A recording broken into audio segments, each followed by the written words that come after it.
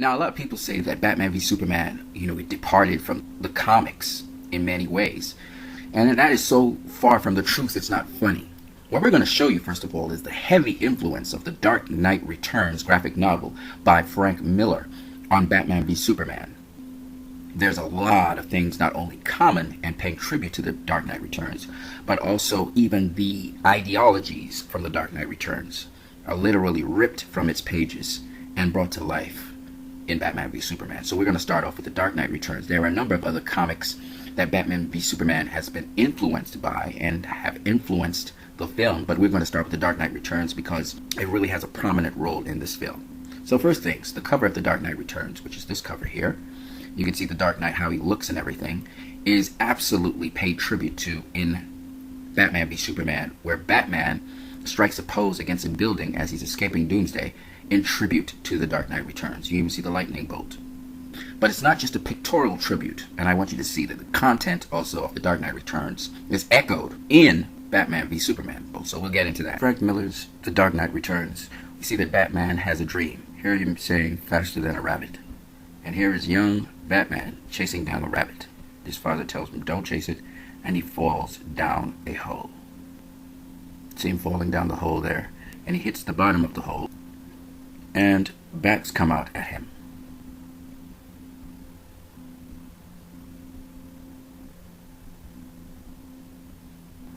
Now, Frank Miller, he takes his good time to describe the bat coming out at Batman. Batman at the time was 6 years old. Of course, Batman can't sleep, and so he's drinking. And this set of comments by Alfred is actually stripped straight off of this comic book and used in Batman v Superman. Alfred says to Bruce Wayne, I'm hoping the next generation of the Wayne family shan't face an empty wine cellar. Though, given your social schedule of late, the prospects of there being a next generation, this is almost verbatim repeated by Alfred in Batman v Superman. This is because Bruce Wayne, he drinks because he has nightmares. Here he's recalling his childhood, and here he's coming out of a movie where Zorro was playing. Here's the robber. See the father's hands keeping him back to protect him. Literally, we see his father's hand form a fist, and the criminal shoots his father as the father attacks him. We see the actual shell fall to the ground. We see his mother try to protect him and go in at the robber, and her chain gets hooked in his gun. This is literally what you saw on the screen in Batman v Superman. He fires the shot, and the pearls break. You see the shell actually pop open. You see the pearls falling to the ground as the mother let go of young Bruce Wayne. Now, in The Dark Knight Returns, Batman tries to take a shower to stop himself from remembering these things, these nightmares he has. He sees these bats, and then a big man bat bursts through the walls to come back at him. The thing that he feared and haunts him so much has come to possess him. Now, this is very interesting because basically the beginning scenes of Batman v Superman with Batman and his beginnings summarize that, the going down the rabbit hole. Again, going down a rabbit hole means to move down a pathway that is very deep. He falls. I believe Snyder interpreted it as the death of his parents broke his world apart, so he fell. And then we see him revived by the bats. And here in the Miller's Dark Knight, the bats come to meet him. They are sort of like demon-like, possessive, and this is why Batman returns to being Batman. This was all a dream, and Ben Affleck described it in Batman v Superman, and here Batman is also having a dream, and he's also having a reflection. In Miller's The Dark Knight, you see an X go across Batman's face when this happens. Also, Jason Todd got killed, and this is an old Batman, as you can see. Next, we have the police racing onto a scene. Here you have the rookie. He's saying, I never thought he was real. Batman says, these men are mine. Here the policeman say, you heard the man. Then the other police officer, the rookie, says, you crazy? I'm going in. He said, kid, you don't want to get in this guy's way. This reminds us of the guy who's a sex trafficker, where he's interrogated by Batman. But it's also combined with another scene with the rescue of Martha, where Batman comes from underground, and you'll see it in a minute. So he comes up from the floorboards, and he pulls a guy down, right here. And they fire into the hole.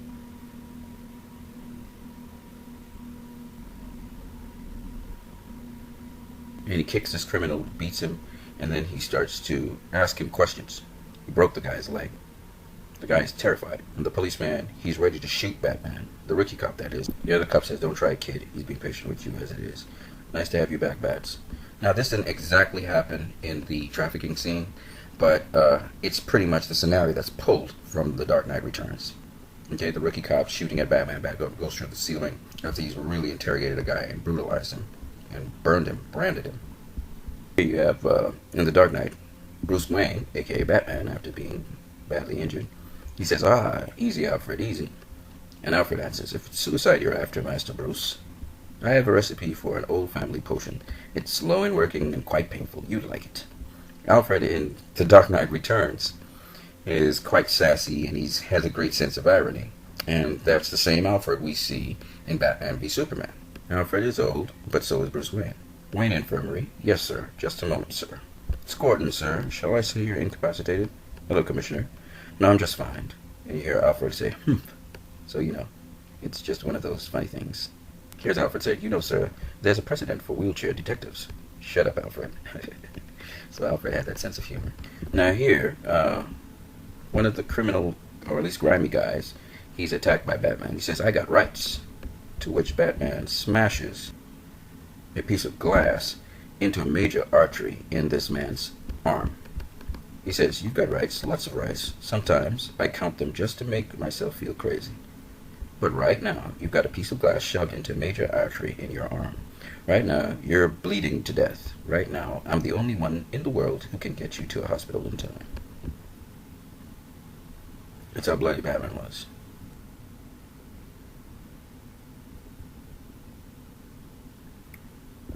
Now, if this doesn't sound familiar to you, nothing will. Obviously, a fascist, they're referring to Batman, never heard of civil rights. And doesn't the TV just love him? That's Batman. They all love him. The American conscience died with the Kennedys. Too true. All the marching we did, it's like it never happened now. I know. Sometimes I despair. Give me another hit of that, huh? In the news, they're saying that Batman doesn't care about anyone's civil rights, criminals or otherwise. And this is where the American conscience died with Martin, Robert, and John came from, by Perry White. It's from The Dark Knight Returns because Batman's unorthodox methods of interrogating criminals and brutalizing them. This particular scene you see here is literally lifted out of this Dark Knight Returns book, and it's put into Batman v Superman. Batman sends a tracking device to track the kryptonite in a truck. In this particular scene, he does something a little different. He's really shooting sort of like a grappling hook to grapple onto the helicopter that's approaching him. In The Dark Knight Returns, after Commissioner Gordon, he kills a 17-year-old punk who was about to attack him and kill him. We see Batman now dealing with a hostage situation. And this is quite reminiscent of Batman saving Martha Kent. The difference is, in The Dark Knight, it was a little boy who was kidnapped from his mother, a well-known permanent lady. Thugs are kidnapping this little baby boy. As you can see here, you have different thugs dressed in different materials. You got a guy in blue, one in pink, who's holding the kid, and another thug in yellow and purple. Batman is coming to the scene. They're looking to guard the door. A bat comes in, and one of the thugs starts to shoot up the bat. One of the thugs shoots up the other thug. I mean, he really sprayed him. Look at that. And then, reminiscent of what happened with Martha Kent, Batman breaks through the wall, disables the thug, and gets the gun from him. The other thug in pink, he says words which are so... literally, the Russian pulled words from straight off the pages of The Dark Knight Returns. He says, "Back off, man. I'll kill the kid. Believe me, man. I will. Believe me." Literally, the Russian thug said that. "I'll kill her. Believe me, I'll kill her." With a flamethrower torch, though. This time, this guy has a gun at point-blank range with the little kid. In this case, Batman shoots the gun. You hear it going black, and basically blasts the thug to thy kingdom come, killing him. And he saves the little kid. Then Batman says, after he's blasted the thug, "I believe you." Now here we see Batman taking out a tank to take out criminals. Now this tank is not your typical Batmobile. And Christopher Nolan, he built the tumbler to sort of emulate and give tribute to this particular scene. In Batman v Superman, tribute was again given a sort of tank-like, very fast car. But here, Batman is going to face some thugs in a dump. These are the thugs here. and they're talking about killing, and Batman gets tired of them, and he blasts his tank, big old blast there, that blasts some of the people, and they have to scatter. And you see the mutants backing off, and they start using their firepower and grenades against the tank, and everything just blows up. And this reminds me of Batman shooting at different criminals and seeing their cars blow up with the Batwing and the Batmobile. Even of Tim Burton's Batman, when the car dropped that bomb outside of it and blew up everybody. There's some inspiration from Frank Miller's The Dark Knight's Return, because some of the criminals, they're actually using their own weapons against them. So the stuff that's blowing up on them is ricocheting off the tank. It says it right here. It says something bounces off the hull that must have come from a bazooka. They do each other a lot of damage. And then he uses his cannons, as you can see on the side. Rubber bullets, honest. So he's using rubber bullet cannons. This reminds me again of the Tumbler. So using guns, Batman has used guns. We saw him use it in the Tumbler. We saw him use the cannons on the top of his Batmobile. We saw him use cannons on his Batwing. So it's not strange for Batman to use cannons. The thing is he using live rounds or is he using rubber bullets? We don't know. Enters Superman into The Dark Knight Returns. Now, the different circumstances, the president is talking to Superman. He's seen as an ally to the United States. Point that I want to make is that there's a lot of media talk, different people's opinions about the Batman, and that sort of dialogue between different people in society as they're being interviewed about the Batman is the same thing they did in Batman v Superman. They did it mostly for Superman, but it's the same sort of discourse, and they were trying to paint Batman in the bad light, and there were one or two people speaking on behalf of Batman. And the same sort of dialogue was happening with Superman. Okay, so they borrowed that again from The Dark Knight. This is just to show you how much Frank Miller influences the look of Batman. This is Batman from Batman v Superman. The bat signal is almost identical to Frank Miller's bat signal. Look at that. Look at the cowl. Absolutely similar. Of course, the arm pieces. Slight variation in utility belt, and of course, this Batman has outside underwear. But from the pointy ears to the cowl to the bat symbol on his cowl, basically this is almost identical. The other very similar Batman is the Batman from Arkham Asylum. It even has a scruffy face. Also remember this Batman, he's about 45, 49 years of age. This Batman's about 55 years of age. This Batman has been a Batman for 20 years. This Batman has also been a Batman for 20 years.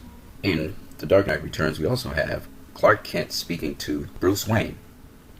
Now, it's not exactly the same kind of discussion, but nonetheless, we have a discourse between them. Just for the record, in The Dark Knight Returns, Superman kills, okay? He's actually used by the United States government to destroy Soviet presence. He's explaining what happened to the Justice League. Here you see him tracking 2 Soviet planes, and then he just smashes through both of them, destroying them. I thought this little argument here by the media was interesting. Lana, you astonish me. 15 policemen hospitalized, hundreds dead, and still you cling to the word worship. Though how anyone can think of a de facto murderer as a hero, Batman hasn't killed anybody, Murray. Perhaps he hasn't, technically. That's why I said de facto, Lana Dare. Of course, he thinks that Batman is a murderer, and it's very interesting in this movie. A lot of people, after watching it, think that Batman straight up murders people when he never really murdered anyone. What he actually did was he would blow up something and that would blow up the criminal. I don't think he's straight up killed anyone in Batman v Superman. So I thought this was an interesting dialogue here, which Snyder took and he explored it to see what the audience would think. There, Superman tries to stop a nuke coming towards the Americas from Russia. He changes the course trajectory of the nuke eventually. But even so, it explodes, pretty much blowing up Superman in the process. Really shredded up. See, it looks a mess. And this is what we saw when Superman got nuked. And here he was dealing with a nuke in The Dark Knight Returns. And once he got to the sunlight, this is what happened. There you see him just regenerating.